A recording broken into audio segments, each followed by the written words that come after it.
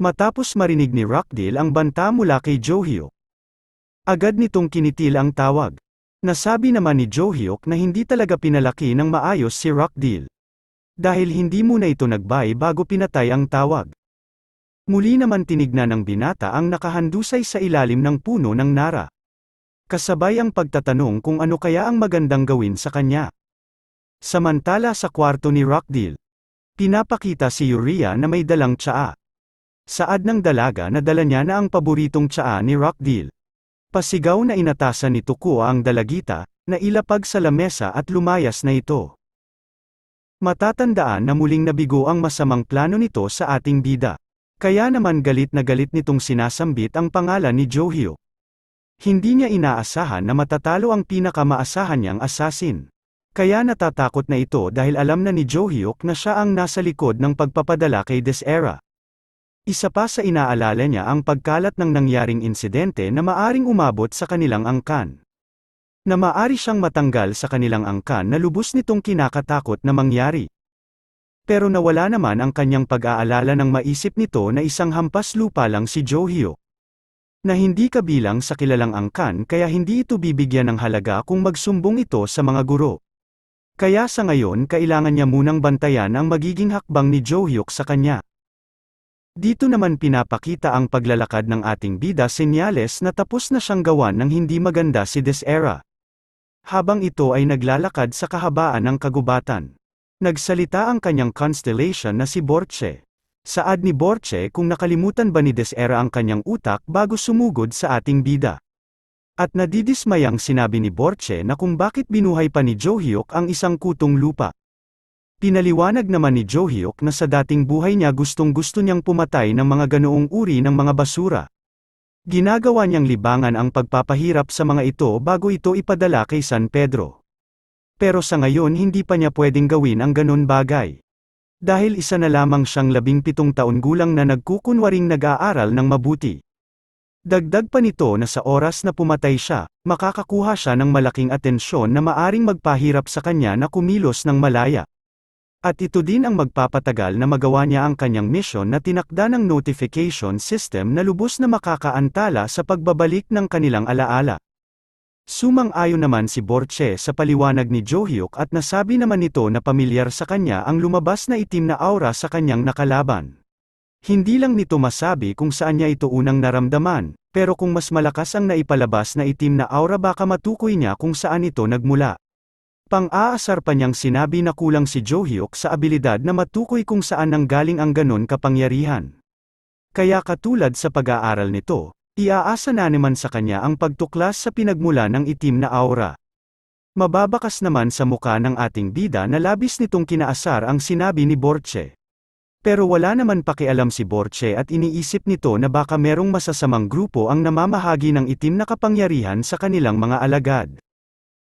Bumalik naman ang eksena kung saan kinakausap ni Jo-hyuk ang nakahandusay na katawan ni Desera. Tinatanong ng binata kung saan nabibilang ang kutong lupa sa kanyang harapan. Dahil sa paulit-ulit na pananapok sa kanya kanina ng binata, tuluyan ang lumihis ang panga nito na dahilan kung bakit hindi na ito makapagsalita ng maayos. Dahil may busilak na puso ang ating bida. Humihingi ito ng paumanhin sa kanyang nagawa. Kaya naman hinawakan nito ang panga ni Boy Peklat.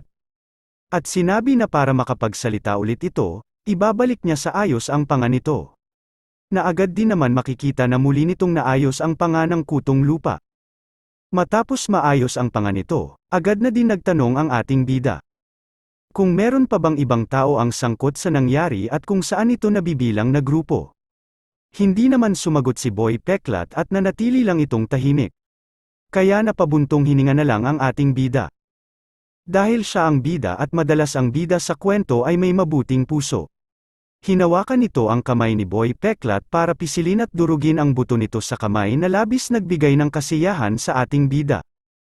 Mababakas naman sa itsura ni Boy Peklat na nasarapan ito sa ginawa sa kanya ng binata. Matapos magawa ang tunay na gawain ng isang bida. Muli nitong pinaalala na meron pang isang kamay si Boy Peklat na maaari niya din lagyan ng konting pilay. Pero kung magsasalita na ito ng maayos baka hindi na nito lagyan ng pilay ang kabilang kamay ng nilalang. Dahil sa banta na kanyang narinig. Halos mag-rap na ito sa sobrang pagmamadali na magsalita. Nawala ng ibang nag-utos sa kanya at malaki ang ibabayad sa kanya ni Rockdale kaya para maging matikas na assassin tinanggap niya ang trabaho na pagpatay sa kanya.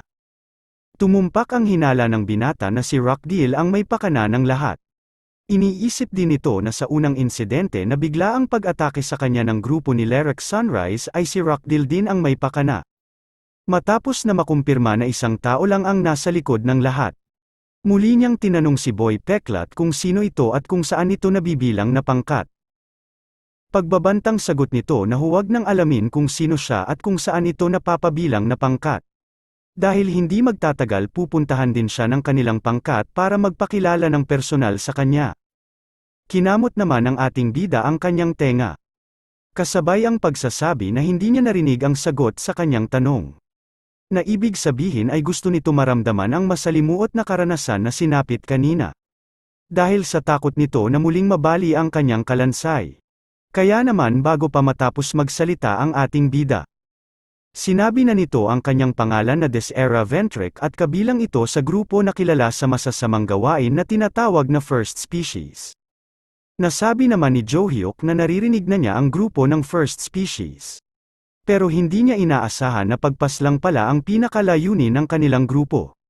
Akala niya noong una ay mga nagtitinda lang ito ng sampagita sa labas ng simbahan. Hindi naman makakapayag si Boy Peklat na pinipintasan ang kanilang grupo. Kaya sinabi nito kay Jo-hyuk na maswerte lang siya dahil kung nakapag-charge ang kanyang punyal siguradong nakaburol na siya sa Valhalla. Mayabang pa nitong sinambit sa binata na meron silang sinasamba na constellation sa First Species. Ito din ang naglagay ng kapangyarihan sa kanyang punyal dahil nakatanggap siya ng kontrata sa kanilang kagalang-galang na constellation. Hindi naman nagustuhan ni Jo-hyuk ang kadaldalan ni Boy Peklat. Kaya habang nagsasalita ito ng kung ano-anong kayab-angan, sinuot ng binata ang kanyang daliri sa bunganga nito para muling basagin ang kanyang panga. Makikita na lang natin ang katamtamang pagsigaw ni Boy Peklat. Matapos ang kanyang pakikipagharutan kay Boy Peklat, naglalakad na ito pabalik sa Valhalla.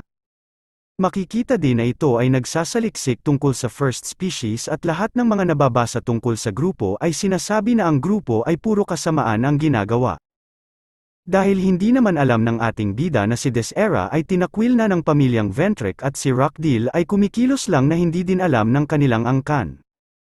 Kaya naman ang iniisip niya na may koneksyon ang pamilyang Ventrek sa nasabing grupo at gusto niya itong mabunyag para ibigay na aginaldo kay Rockdale. Kaya habang tinitignan ang ginawa niyang record sa kumpisal ni Desera, naisip ng ating bida na ito ang gagamitin niyang armas para makaganti sa pamilyang Ventrek.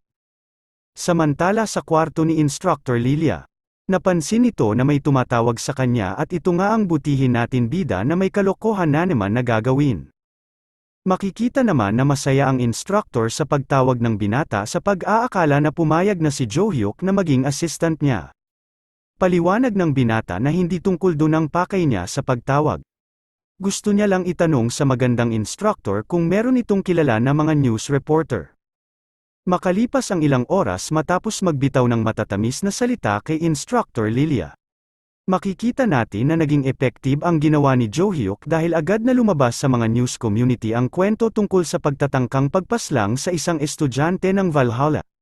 Mababasa din sa news na si Rockdale ang pasimuno at nadamay na din ang kanilang pamilya sa lumalabas na kwento.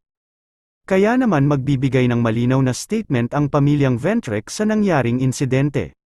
Sinilip naman ng ating bida ang comment section at lahat ay sinasabi na si Jo-hyuk ang target ng killer at siya din ang kumulata sa killer. Masaya naman ang ating bida sa pasabog na ginawa nito. Pasikat niyang sinabi kay Borche na maliban sa pakikipagbardagulan, isa pa ito sa paraan na ginagawa para makipaglaban. Nalaman niya ang ganitong uri ng diskarte dahil ito lang ang tangi niyang ginawa noong siya ay muling nabuhay. Ang magbasa at makichismis sa mga balita na nangyayari sa mundo. Kaya naman nagkaroon siya ng idea kung paano aatakihin ang isang tao o grupo nang hindi nadudungisan ang kanyang kamay. Labis naman namangha si Borche sa panggugulang at pagbulabog sa pamilyang Ventrek. Lubos din itong ginamit sa maayos na paraan ang kultura ngayon para sirain ang reputasyon ng pamilyang Ventrek. Kaya siguradong gagawa sila ng hakbang para ayusin at linisin ang kanilang pangalan. Paliwanag naman ng ating bida na gusto niya lang talagang mabigyan ng maayos na aginaldo si Rockdale. Pero hindi niya inaasahan na magiging malaking balita ito at magiging pulutan sa nangyaring insidente ay ang pamilyang Ventrek. Matapos na kumalat ang balita at madawit ang buong angkan ng Ventrek. Kaya gumawa na sila ng hakbang bago pa lumala ang balita at maglalabas na agad ng announcement si Adelia Ventrek para apulahin ang nagliliyab na balita. Dito nga ay humihingi ng paumanhin si Adelia sa nangyaring pag-atake sa isang estudyante ng Valhalla. Sinabi pa nito na si Desera ay matagal nang inalis sa pamilya dahil sa kasalanan at kasamaan nito. Ang pagkakadawit naman ni Rockdale ay pinabulaanan ni Desera at sinabi nito na hindi si Rockdale ang nag-utos sa kanya. Pero kahit tinanggi ni Desera na kasabwat si Rockdale sa nangyari, gagawa din siya ng masusing pag-iimbestiga at ipapatawag si Rockdale para personal niyang maimbestigahan. Nasabi din ni Adelia na gusto niyang ipaalam sa lahat na walang kinalaman ang pamilyang Ventrek sa nangyari. At para ipakita sa biktima ang kanilang sinserong paghingi ng tawad, siya na mismo ang personal na pupunta sa biktima para humingi ng pasensya at mag-abot ng konting ayuda para maibsan ang trauma na dinulot nito sa kanya. Matapos magbigay ng statement ni Adelia Ventrek, agad na nitong nilisan ang lugar. Samantala kay Rockdale, nangangatog naman ang tuko habang pinapanood ang paglalabas ng statement ni Vice Leader Adelia. Mas lalo pang binalot ng kilabot ang buo niyang katawan nang makita ang tumatawag nitong tatay. Kahit natatakot ang tuko, sinagot pa rin ito ang tawag. Sinabi naman agad ng kanyang ama na kailangan na agad nitong umuwi sa kanilang tahanan. May halong takot at galit naman ang nararamdaman ni Tuko kaya ang tangi na lang nitong nagagawa ay magmura ng paulit-ulit. Kinabukasan, matapos ang nangyaring announcement ng pamilyang Ventrek, pinakalat naman ang video ni Desera. Makikita sa video na mariing sinasabi ni Boy Peklat na siya lang ang totoong may pakana ng lahat at walang kinalaman ang pamilyang Ventrek sa kanyang ginawa. Habang pinapanood ng ating bida ang video, labis naman ang pagtataka nito dahil pinagtatakpan ni Desera ang pamilyang nagtakwil sa kanya. Kaya nasabi na lang ng ating bida na sobrang nakakadiri at hindi niya kayang sikmurain ang ginagawa ng pamilyang Ventrek. Kaya sa oras na makaharap niya ang babaeng hihingi ng dispensa, sisiguraduhin niya na hindi aayon sa plano nila ang mangyayari. Matapos makaisip ng kalokohan, tuluyan na ngang nakarating ang ating bida sa labas ng teacher's room para kausapin ang paborito niyang instructor. Matapos pumunta ng teacher's room, nalaman natin na si Instructor Lilia pala ang pinuntahan ng ating bida. Inaakala naman ng instructor na pumayag na ang binata na maging assistant niya. Naagad naman binasag ni Johyuk ang pangarap ni Instructor Lilia at sinabi na hindi niya gusto maging assistant. Nalubos naman kinainis ni Instructor Lilia kaya nagtataka ito kung anong dahilan ng binata kung bakit siya nito gustong kausapin. Dagdag pa ng instructor na baka gusto lang ng binata na ayain siya sa isang date. Mabilis naman tumugon ang ating bida at nasabi nito na wag siyang mangarap. Kaya muli itong nagtanong kung ano talaga ang gustong sabihin ni Johyuk. Para hindi na mag-isip ng kakaiba ang instructor. Kaya naman sinagot na ito ng binata na gusto niya lang itong pasalamatan sa pag-introduce sa kanya sa isang news reporter. Para masuklian din ito sa ginawang tulong sa kanya. Sasabihin na ng binata ang ilan sa alam niyang impormasyon tungkol sa halimaw at kung paano ito madaling matatalo. Labis naman ang saya ng instructor nang marinig ang sinabi ng binata. Pero bago pa magsalita ang babae, nagsalita ulit ang binata at sinabi nito na madaming malalaman na impormasyon si Instructor Lilia. Kaya dapat nitong bigyan siya ng leave sa darating na linggo. Mayabang naman itong sinagot ng babae at sinabi nito sa binata na pinakamadali lang gawin ang hinihiling nito. Lalo na kung maging assistant niya ang binata kahit araw-araw pa itong umalis ng Valhalla. Agad naman sumagot ang binata na wala sa plano niya ang maging assistant. Matapos ang usapan ng dalawang pasaway, lumipat ang eksena sa malawak na karagatan ng Pacific. Makikita ang nagmamadaling barko na kilala sa tawag na prisoner transporter. Dito sinasakay ang mga nahuhuling kriminal na may matinding krimen para ibiyahe ang mga ito sa prison tower.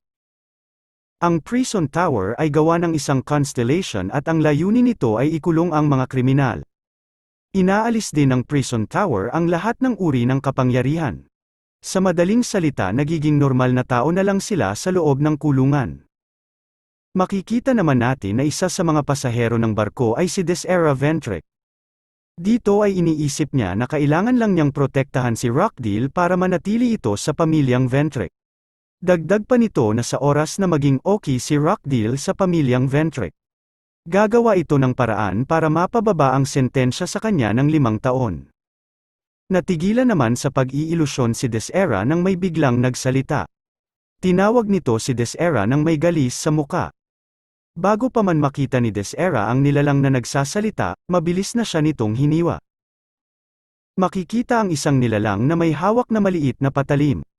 Kamukha naman ng patalim nito ang pangbalat ng mangga. Makikita din ang umaagos na dugo sa leeg ni Boy Peklat, senyales na malapit na itong magtungo sa impyerno. Paki-like ng ating video kung nagustuhan nyo ang aking recap. Pwede din kayong mag-iwan ng comment kung may nais pa kayong mabigyan ng seryosong recap.